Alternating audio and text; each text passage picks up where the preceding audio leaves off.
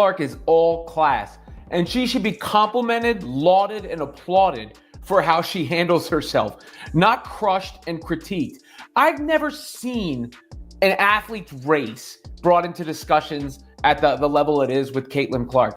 One tweet ignited a firestorm in the sports world. The highest scoring player in NCAA history faced media attacks for simply respecting her peers until a response dropped that left Megyn Kelly speechless. But anyhow, Megyn Kelly was one of the people who commented on what Caitlin Clark had to say. She wrote on her X account a big, long, little diatribe. Look at this. She's on the knee, all but apologizing for being white and getting attention. America's newest basketball icon just delivered a masterclass in handling hate, and the aftermath changed everything. This is the story they didn't want you to hear, a media firestorm that erupted over absolutely nothing. Sometimes people create drama where there isn't any, and this is a perfect example of what happens when social media outrage collides with one of basketball's brightest young stars. And I know there have been racial components in sports, especially when you go back in the past. And I know it's been brought up before. Tiger Woods, obviously, being a pioneer in golf, the Williams sisters, so on and so forth. It's not as if people haven't seen race or discussed it. Clearly, it was a part of, the Magic Johnson and Larry Bird rivalry. I was a little bit young for that, but even looking back, I see it as part of the fabric of that story, not the driving force. It all began with a simple interview. Caitlin Clark, fresh off breaking the NCAA scoring record and making waves in the WNBA, sat down for what was expected to be a routine conversation about basketball. There was no intention to spark controversy. Clark wasn't trying to make bold statements. She was just being herself, humble, honest, and respectful of the legends who paved the way before her. With Clark, it's just constantly hijacked by this. And her comments where she said, being white, she has a privilege and she wants to uplift the black women in the league was like red meat for carnival barkers. Again, on each side. One side is saying, she has to address, she has to say something. This is what we need. And then the other side is like, yeah, she bent the knee. Ah! You're like, come on. During the interview, Clark mentioned something that shouldn't have sparked any controversy at all. She shared her love for the WNBA, dating back to childhood, and spoke about Maya Moore being her favorite player. She also acknowledged that many incredible black women played a pivotal role in building the league over its 25-year history. That was it, no grand political statement, no apology for her success, just a young athlete showing respect for the game's history. She's a basketball player, not a world leader and a diplomat. She's popular because of basketball. It's like people want it to be about anything else because they know they can use it to feed their feeds. They know her name brings engagement. But then Megyn Kelly got involved. Now, let's be clear, Kelly isn't exactly known for her basketball coverage. She doesn't regularly tweet about WNBA games, and she's never been spotted courtside at Iowa matches. Yet, suddenly, she had a lot to say about Caitlin Clark. The self-flagellation. The, please pay attention to the black players who are really the ones you want to celebrate. Condescending, fake, transparent, sad. She took to X, formerly Twitter, with a lengthy post, accusing Clark of apologizing for being white. Kelly called Clark's comments self-flagellation and condescending. According to Kelly, Clark was somehow wrong for acknowledging and appreciating the players who helped build the league she was about to join. But it got so noisy that Clark was actually asked about it at the Time event she was at. Good job by Maria Taylor asking her the question, by the way, because it's worth the response and giving Caitlin the platform. The reaction was swift.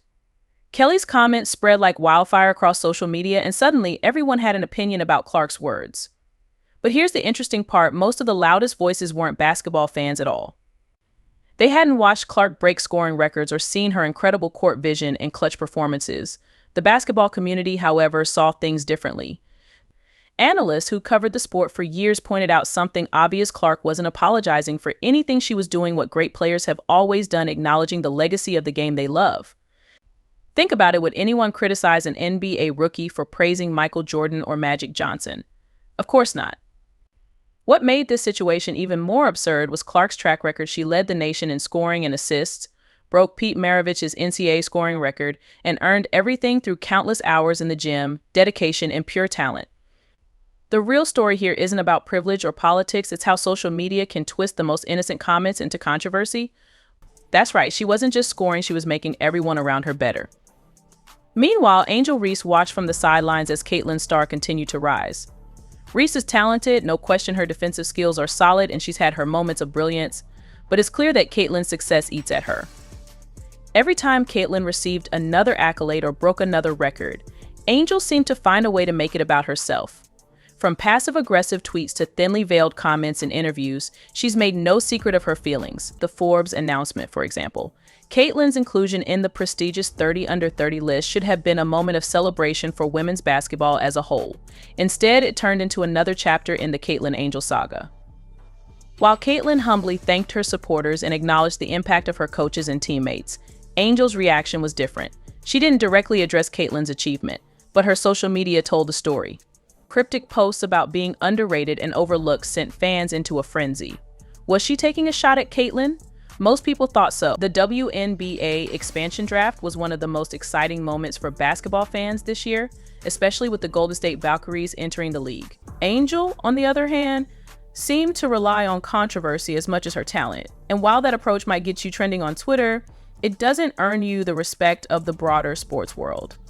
The internet, of course, wasted no time weighing in on this development, and the comments were predictably brutal. One tweet read, "Angel Reese did all that finger pointing just to watch Caitlin Clark take the crown." Another chimed in, "Guess Caitlin didn't need a ring taunt to prove she's the best." The memes? Oh, they're merciless. Angel's fans may try to defend her, but the narrative has already been written. Indiana Fever superstar Caitlin Clark has been named Time Magazine's Athlete of the Year. So the award, which has been distributed since 2019, Clark becomes the first WNBA player to ever win this award. Caitlin Clark snags another honor. She's made the Forbes 30 Under 30 list. Clark, who is just 22 years old, is the only professional women's basketball player on this list.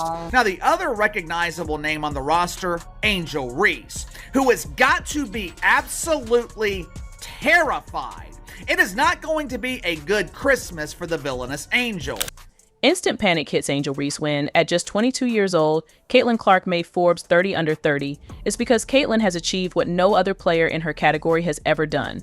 While fans across the nation are celebrating her skills, not everyone is clapping, especially Angel Reese. She's been side-eyeing Caitlin since day one.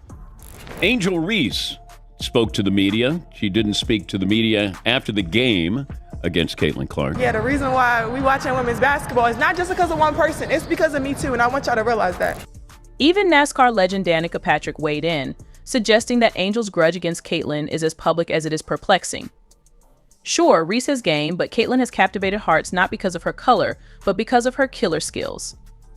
She's a court magician, pulling off jaw-dropping plays that make even her critics pause. Meanwhile, Angel has been working overtime both on and off the court trying to outshine Caitlin, but it hasn't worked. Cooper Worth has published an article claiming that Caitlin Clark joins Jason Tatum and the Cavender twins on Forbes 30 Under 30 list. Caitlin Clark is a phenom. She led the NCAA in scoring, set multiple records for three-pointers, and single-handedly carried Iowa to the finals. The fans love her, the media loves her, heck, even her rivals secretly respect her. And now, with her name cemented on Forbes' iconic list, it's clear Caitlin isn't just dominating basketball, she's dominating life. Caitlin Clark's rise to stardom is one of those stories that seem almost too good to be true. At just 22 years old, she's become the face of women's basketball, a record-breaking athlete, and now a Forbes 30 Under 30 honoree. But this isn't just about talent, it's about grit, determination, and an almost otherworldly ability to shine when it matters most. Caitlin didn't just play basketball, she transformed the way the game is seen. And yet, amidst all her success, one person has been quietly or not so quietly fuming Angel Reese. She wins the national title. First thing she does, she mocks Caitlin Clark. And then she doesn't even celebrate with her teammates. So she's made it personal with Caitlin Clark. Then she's played off of that. Even Caitlin Clark getting knocked down in that game on Saturday, who's standing up applauding but Angel Reese? So she's sort of embraced a Draymond Green role here. From the moment they first met on the court, the tension between Caitlin and Angel was undeniable. It wasn't just competition, it was personal. Caitlin, with her sharp shooting skills and uncanny ability to read the game, made every play look effortless. Fans adored her, not because of her background, but because of her brilliance. On the other hand, Angel was always the loud one, the defiant one, the player who brought drama both on and off the court. While Caitlin's game did the talking, Angel often resorted to theatrics. Let's be real, Caitlin's stats alone are enough to silence any critic. She led the NCAA in scoring, averaging an insane 27.8 points per game. That's not just good, it's historic. She became a three-point shooting machine, hitting shots from distances that made defenders look helpless. It wasn't uncommon to see her drain a shot from nearly half court, turn to the crowd, and flash that signature smirk. Fans loved it, opponents, not so much. Started from the national championship game, and I've been dealing with this for 2 years now. And understanding, like, yeah, negative things have probably been said about me, but honestly, I'll take that because look where women's basketball is. People are talking about women's basketball, but you never would think that we'd be talking about women's basketball. People are pulling up to games. We got celebrities coming to games, sold out arenas, like just because of one single game. And just looking at that, like, I'll take that role. I'll take the bad guy role, and I'll continue to take that on and be that for my teammates. And if I want to be that, and I know I'll go down in history, I'll look back in 20 years and be like. And then there were her assists -100.6 per game. That's right, she wasn't just scoring, she was making everyone around her better. Meanwhile, Angel Reese watched from the sidelines as Caitlin's star continued to rise. Reese is talented, no question her defensive skills are solid, and she's had her moments of brilliance, but it's clear that Caitlin's success eats at her. Every time Caitlin received another accolade or broke another record, Angel seemed to find a way to make it about herself. From passive-aggressive tweets to thinly veiled comments in interviews, she's made no secret of her feelings.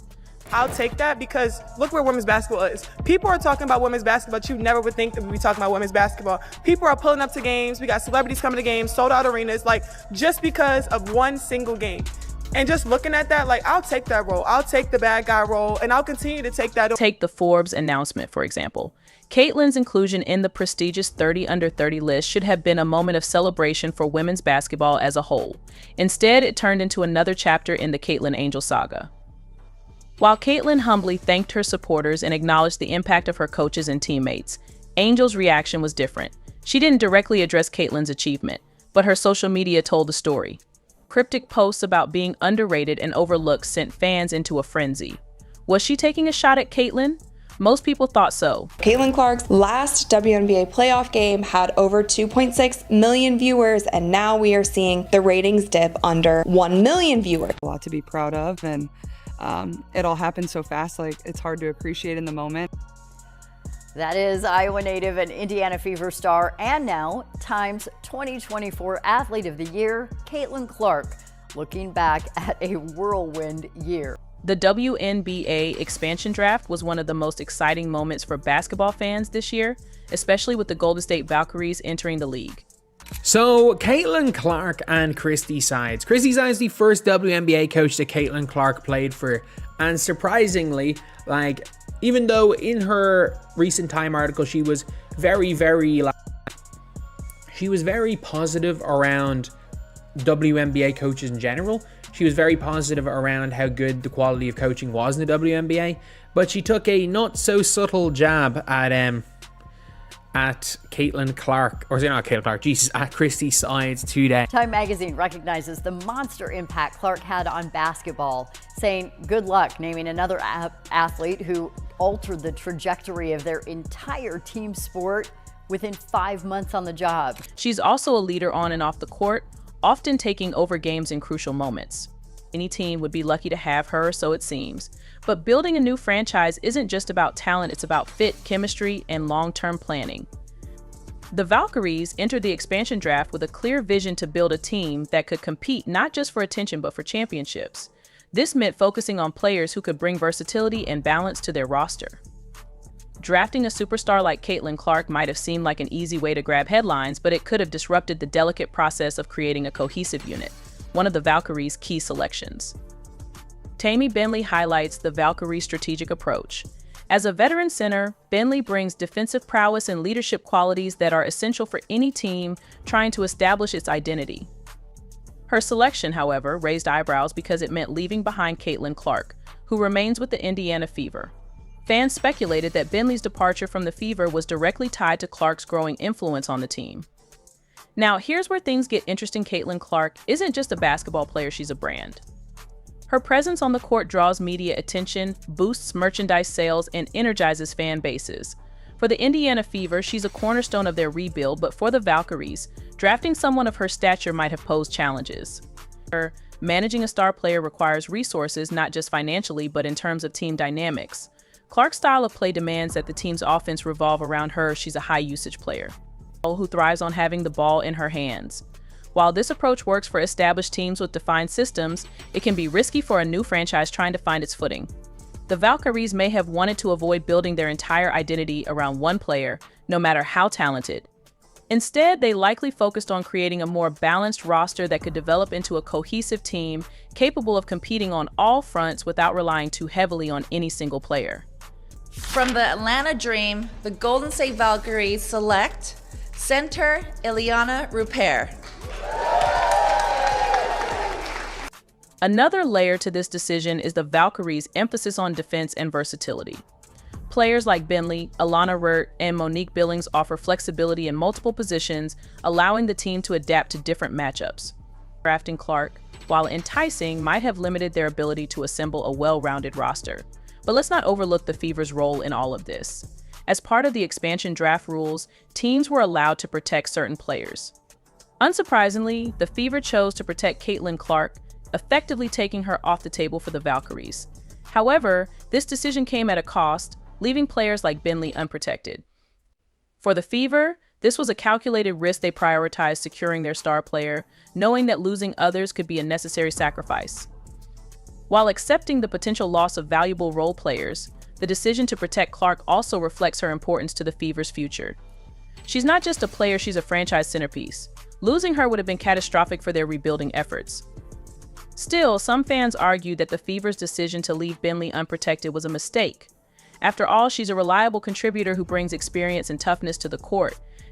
For the Valkyries, the draft was an opportunity to make a statement not just to the league, but to their future fans. By passing on high-profile players like Caitlin Clark, they signaled their intent to build a team based on depth, teamwork, and strategic planning. This approach may not generate immediate buzz, but it sets the foundation for sustainable success.